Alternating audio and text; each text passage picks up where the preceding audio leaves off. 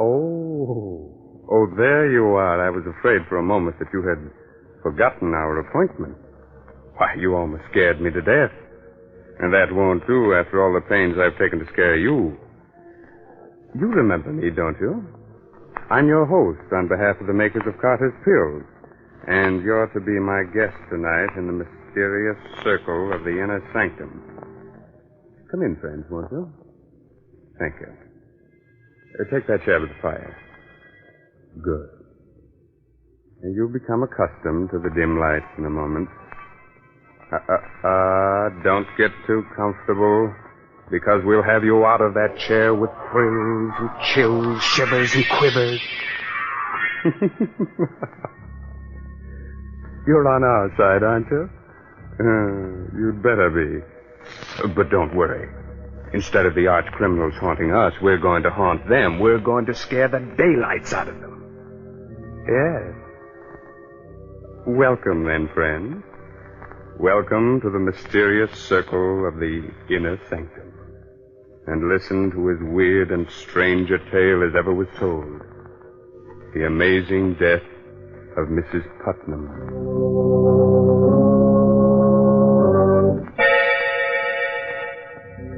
The night is dismal. A light shines uncertainly in the room of a large, gloomy mansion. Suddenly, a sobbing, hysterical woman slams the door shut, rushes to the telephone. Get the police, quick. The police. Quiet, Wolf. Oh, hurry. Please, hurry. Hello? Hello? Police department? This is Mrs. Putnam. You've got to save me from them. They'll kill me. Put that telephone down. Help, they're going to kill me. I'm being murdered. Where are you? Oh, they're killing me. Help.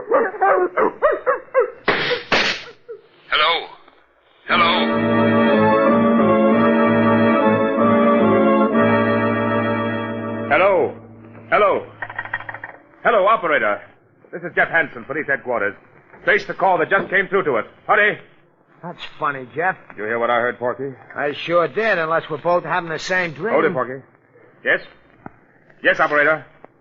Hansen, Jeff Hansen. You have? That's swell. Write this down, Porky. Yes, sure. Yes. The Putnam House, Maple Street. Thank you very much. The Putnam House? Yeah. Say, that's the first time in centuries we've heard that name in the police department. Come on, Porky. Someone in that house is in great danger. We've got to get there, and quickly.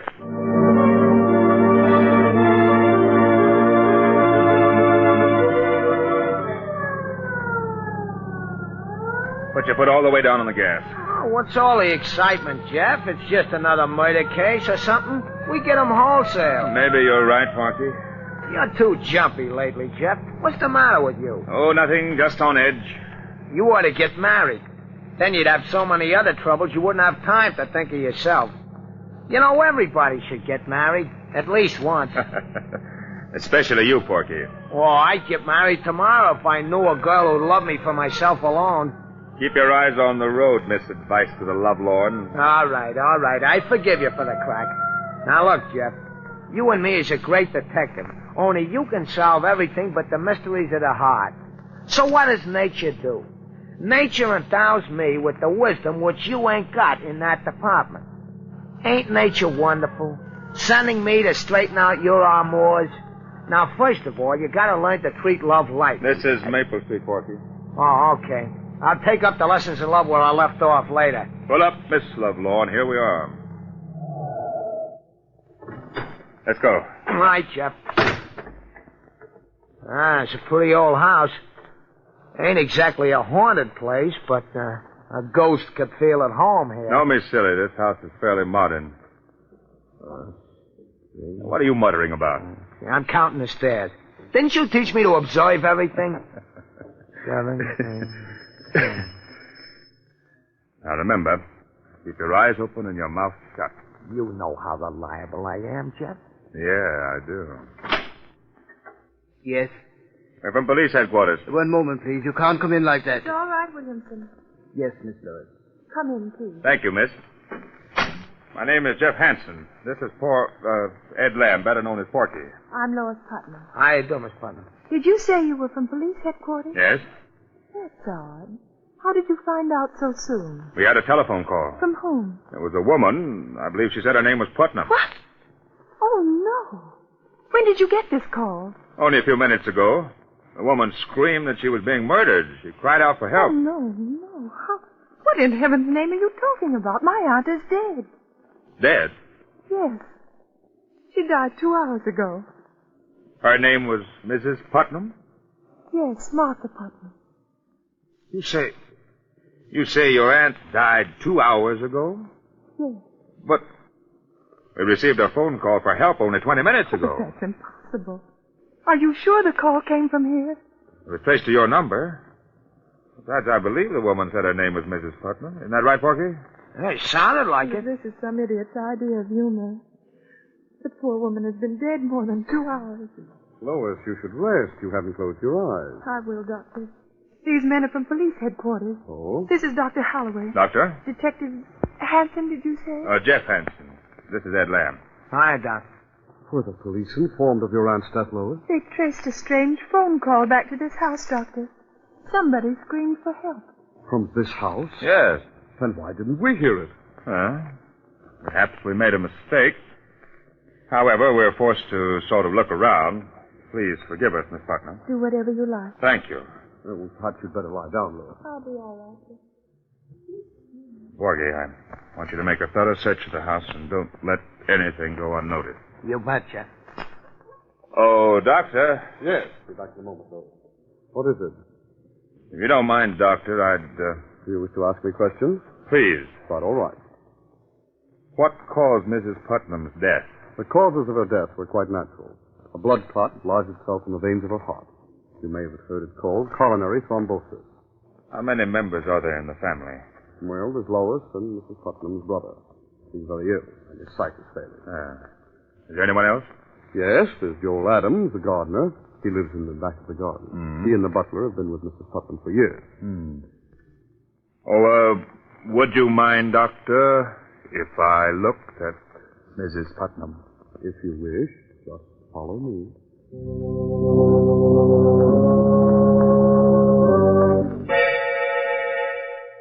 A fascinating mystery, friends? A strange telephone call late at night. A woman screams for help, a dog barks, 2 shots ring out, and then the police dash to the house and find that the woman died of natural causes 2 hours earlier. Riddle me that, my friend. Oh, have no fear, for the day of ghost-like voices from the dead and the day of superstition is past. Or is it? We shall see. We shall see. This way, Mr. Hanson. Thank you. Why do you keep this door locked? Oh, simply to avoid any scenes. They're all so high-strung. Oh. What's the matter with your hand, Doctor? You mean this bandage? You hurt yourself? Well, just clumsiness. While cutting some gauze, I snipped my hand. It bled rather profusely. I'm sorry for all this inconvenience, but in my business, it's wisest to check on everything. I understand. You wish to examine the body more thoroughly? No. No, I don't think so. She looks rather natural for a corpse. There we go. Yes. May I see the butler now? Yes, this couple will bring him in just a few moments. After I see him, I'd like to talk to the others, too. Oh, you'll be tactful with Lois, won't you? She's quite broken up. She was attached to the old lady. Of course. Did you ring for me, Dr. Holloway? Yes, Williamson. Detective Hanson wishes to talk to you. Yes, sir. And now, if you'll excuse me, I'll take a look at Lois. Quite all right, Doctor? Excuse me. Your name is Williamson, I gathered. Yes, sir. How long have you been working for Mrs. Putnam? 32 years. A long time, isn't it? Yes, sir. By the way, did you hear any odd noises or screaming this evening? No, sir. You did hear 2 shots, though, didn't you? No, sir. You're not frightened, are you, Williamson? Yes, sir. Yes, sir, I am. This house isn't what it seems on the outside. Oh? No, it's full of hatred. Everyone hated Mrs. Putnam, and she hated all of us. The Lord found vengeance. She didn't deserve to live. There wasn't a kind thought in her head. Who killed her? The devil took her. Who fired those 2 shots? Lightning struck twice. Where is the dog? In Hades with his mistress. Don't think you're fooling me, Williamson, by avoiding my questions. Take me to Mr. Putnam's room. Yes, sir. It's right here. He's very ill, though. Shall I knock? No. No, you may go. Yes, sir.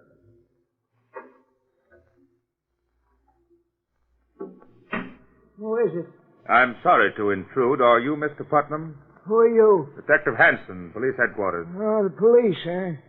What are you doing in my house? I thought the house belonged to your sister. It belongs to me now. What business is it of yours?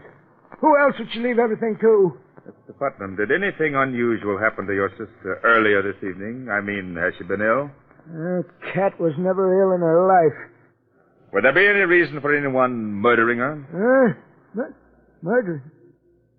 I don't know. Maybe. She's hurt each and every one of us. She ruined Lois' life by sending her fiancé away many years ago.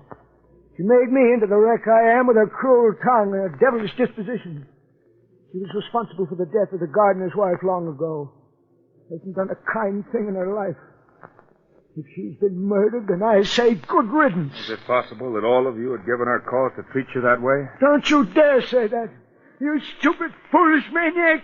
You didn't know her. How dare you? Get out of my room. Get out of my house. Get out of my... I'm sorry, Mr. Putnam. I didn't mean to upset you. I'll go now. Jeff. Hey, Jeff. Yes, Porky? Hey, I've been looking for you. Yes? Yeah, I've been all over the house. I checked on everything. 15 rooms, 19 windows, 8 beds, 3 fireplaces, and 3 bathrooms. And nothing looked suspicious? No. You think maybe there is some mistake, Jeff? I don't know. A phone call being traced here is absolute. They never make a mistake.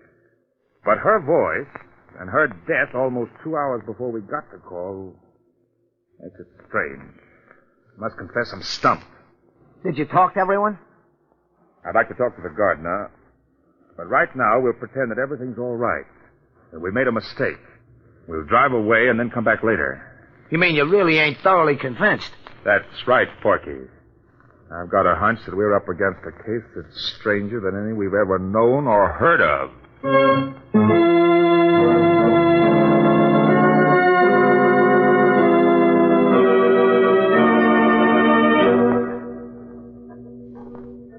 Get in the car, Porky, and don't look back. Right, Jeff.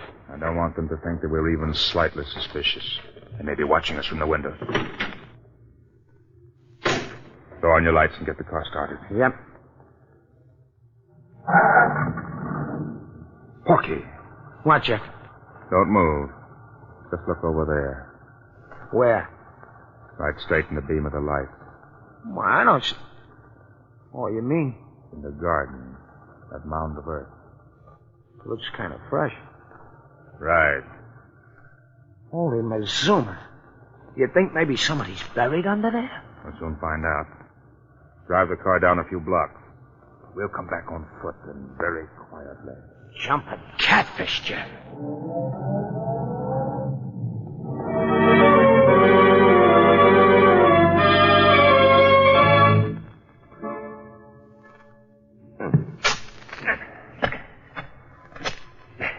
Not so loud, Porky. Don't hit the rock. Just loosen it. How much deeper are we going to dig, Jeff? The earth is still soft. We haven't reached what we're after. What are we after? We'll know soon enough. You think the old lady might be buried here and the body in the house of somebody else? I don't know. Hey, Jeff. Huh? Jeff, I hit something firm with my shovel. Feels like a body. All right. Don't use the shovel anymore. We'll dig with our hands. Porky, you're right. It is a body. Yeah, it feels like it's wrapped up in a rug of some kind. All right. Get a grip on it. We'll pull it up. Okay. Let's go. It's the dog. The dog we heard barking on the phone. Then there were shots, and that woman's voice did come from this house. They killed the dog and the woman, too.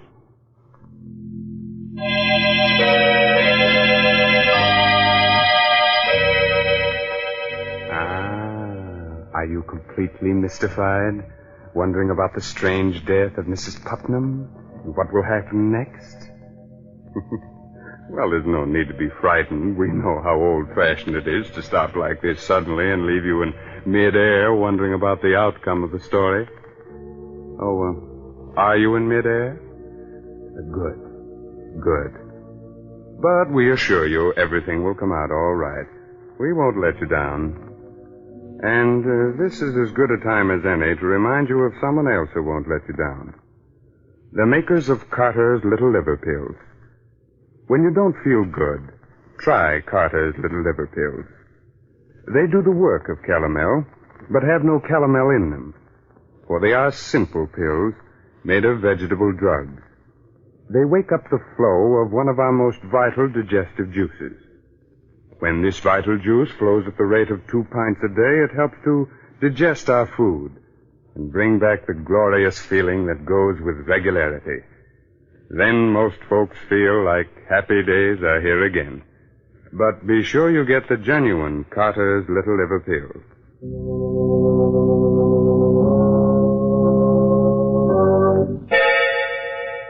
Now let's solve tonight's inner sanctum mystery. Where were we? Oh, yes. Jeff and Porky had just unearthed the body of a dog. The dog we heard barking on the phone. Then there were shots, and that woman's voice did come from this house. They killed the dog and the woman, too. Oh, I just swallowed a lump that had nails on it, Jeff. Quick, Porky, down. What's the idea of throwing me right in the... Shh. Someone came to the window. Yeah, but you didn't have to throw me right into the grave. Sorry. Here, I'll help you out. They've left the window. Now, look, you stay here, Porky. I'm going in to talk to the gardener. You watch the house. I'll be right back. Hey, you ain't gonna leave me here with this dead dog, are you? Shh, quiet.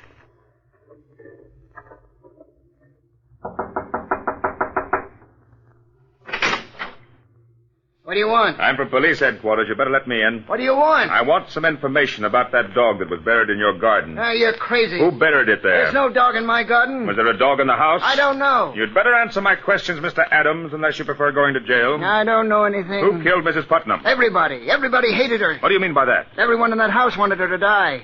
Her brother cursed her. Williamson might have poisoned her. What about you? Me? I didn't hate her anymore. She promised to leave all her money to me. Oh? Why? Well, it was her only sign of repentance. Why, no other reason? None that might be your business. Did you hear any shots from the house this evening? I was away. Jeff! What is it, Porky? Hey, come quick, Jeff. What's happened? I had a brainstorm. Hurry, Jeff, hurry, come on. You'd better not leave your house, Mr. Adams. I'll be here. What's up, Porky? The windows. Huh? While I'm out here watching the house, I casually count everything. The stairs again. I count the colored bricks and the large bricks, and then I count the windows. Count them, Jeff. What are you driving at? Count them. Come on, walk around the house. Huh? Count them. 2, 4, 6, 8, 10, 14, 17, 19, 20. 20 windows. What? Great galloping ghost. 20 windows on the outside, and you said you counted... 19 on the inside. That means that there's one window camouflaged on the inside. There must be a room within a room. Come on, Porky. We're going back inside that house. Only this time uninvited and unseen.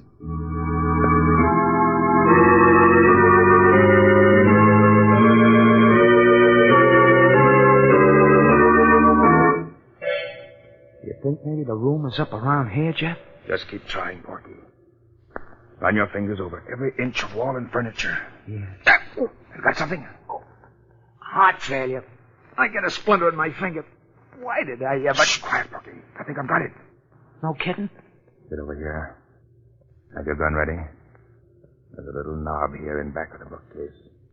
I think it will swing the bookcase open and lead us into another room. Here goes.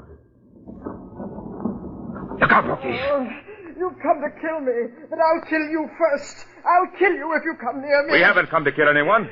Who are you? I'm Mrs. Putnam. What? Mrs. Jeff, there's the ghost we needed to top off everything. Light a match, Porky. Oh, there's a candle over there, Jeff. All right, light it and bring it over here. Okay. How do we know that you're telling the truth, that you are Mrs. Putnam? Heaven knows I am. But I wish I was someone else. I've gone through so much. If you are Mrs. Putnam, then who is the dead woman downstairs? The dead woman? Yes. She's my cook. She took suddenly ill and died earlier this evening. Your cook? I can prove to you that I'm Mrs. Putnam. How? My signature. I signed a new will tonight. They forced me to will everything to them. Oh, you must believe me. We'll check on that. Was there any shooting in the house this evening? Yes, they shot my dog while the poor creature was trying to protect me. I called the police to help me. I thought they meant to kill me, but instead they brought me up here to face the living dead. We're the police. If you are Mrs. Putnam, then we're here to help you. Thank heaven you don't know how they tortured me to make me write a new will. You say the new will leaves everything to them? Yes. In that event, it will be a simple matter to trap them and for you to prove yourself. Have you got the old will? No, they destroyed it. Well, it doesn't matter. You'll tell me the contents of the old will. They'll give themselves away when they hear it read. And now, Mrs. Putnam, about those who tortured you. Who are they?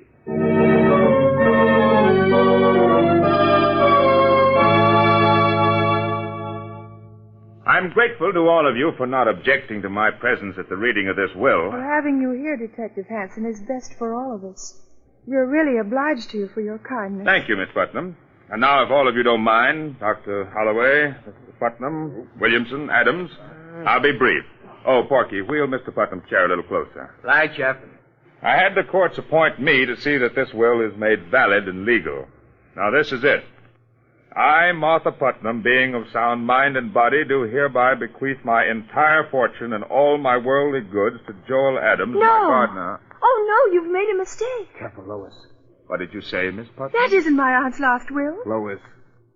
No, I must confess, Miss Putnam, that isn't in your aunt's last will. Then what do you mean by reading that? My aunt left everything to me. Please, Lois. You're right, Lois. I did. In the will you forced me to sign. Mrs. Putnam. Don't move, Doctor. Yes, Lois, I signed a will leaving everything to you, that's true. But only because you and your darling doctor forced me to.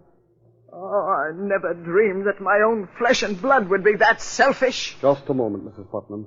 The conspiracy to spirit you away and bury the cook in your place was entirely my idea.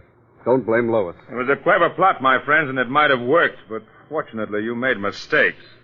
By the way, Doctor, does that bandage on your hand cover a nasty bite you got while doing away with the dog? Yes, it does. I confess to everything, Mr. Hanson, but Mrs. Putnam is as much to blame as anyone. Everyone who ever lived in this house hated her. With all the money you had, Mrs. Putnam, you never did one decent thing in your whole life. You distrusted everybody and hurt everybody. And so we plotted to get you out of the way. Fate was kind enough to provide us with your cook as the means. With your money, we could have gotten something out of life. You'll get life now, all right, without her money.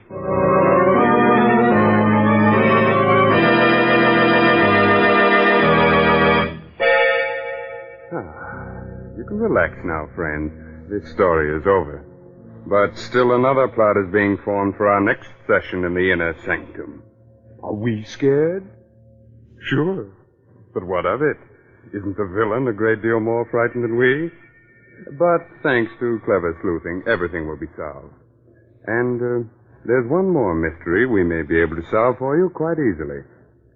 When you don't feel good, when you're low and irritable and the whole world looks black and uninviting, try Carter's Little Liver Pill. Don't give in to that depressed feeling that bogs you down. Go to your nearest drugstore right now and ask for genuine Carter's Little Liver Pills. Regular size, 25 cents.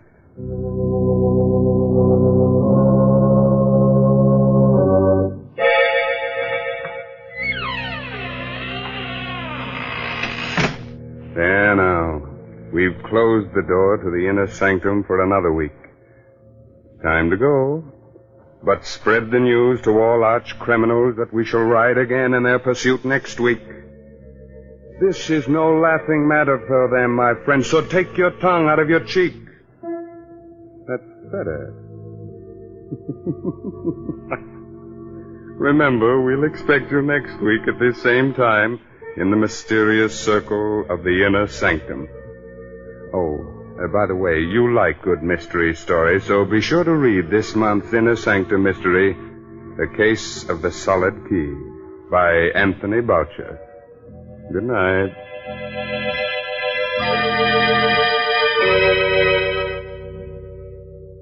This is the National Broadcasting Company.